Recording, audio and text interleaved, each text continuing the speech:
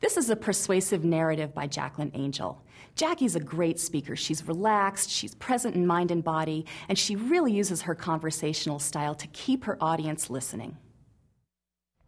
So who in here has done something without thinking about consequences? Right? Most of us have. I myself am guilty of it. We sometimes tend to forget that every action has a reaction. Today I'm going to share a story with you about the same exact thing. Every action has a reaction.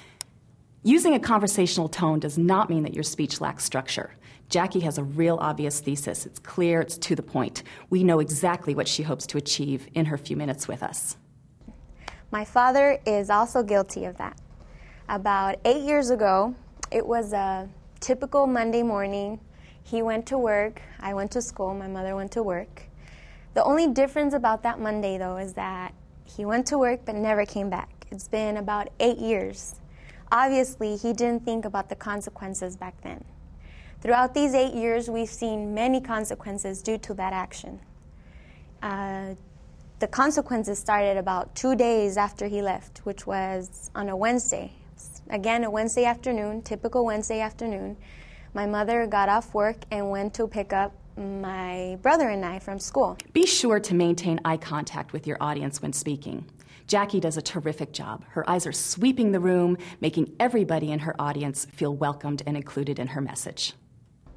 So she picks us up. We're on our way to our house. We lived in an apartment complex, so from the parking lot, we can see the door, the front door. So we see this man pasting a neon orange sticker on the door.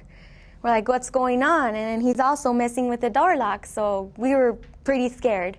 There's no need to choreograph your gestures. When you're in full conversational mode, your gestures will come naturally.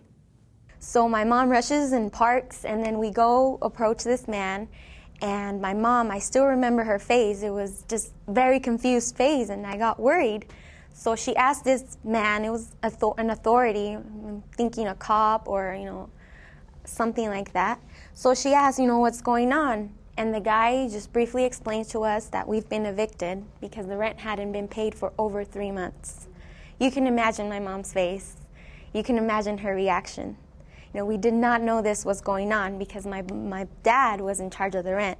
And since he left, there was no rent to pay. So my mom tries to explain this to this man. We had no idea this was going on. The man finally gave in after hearing our story, and he gave us just 1 hour to get everything out, or at least everything we could in 1 hour. So he gave us 1 hour, and having the fact that I'm from California, we had no family living here. So it was hard to think of a person that would help us. My mother finally thought of a person. Her name was Rosario. This is a person we met when we barely got here to Phoenix, Arizona. So she came to our rescue. She helped us out and moved just documents and clothes, maybe food, moved it out. And just exactly an hour after, this guy came back. And he said, I'm sorry, you can't get anything out. So that was that. After that, we didn't really know where to go, but Rosario again came to our rescue. So we lived in her living room for about 3 months. I was a little 10-year-old who didn't really want to live in somebody's living room, but I really didn't grasp the consequences that my father's decision had. After that, it's been 8 years, like I said. We've seen many consequences. Consequences like the loss of a father's support, my mom's financial struggle throughout the years, and obviously that we got evicted and we had no place to go. So obviously you can see that every action has a reaction. It's like a domino effect. You decide something and it keeps going. You always want to return to your thesis one more time in your conclusion. Jackie successfully drives home her point by returning to her theme. My father didn't think of that when he decided this. So I'm advising you today that next time you find a decision to make, please think about the people around you, because not all the time you think about those consequences. So next time you decide, think about the consequences.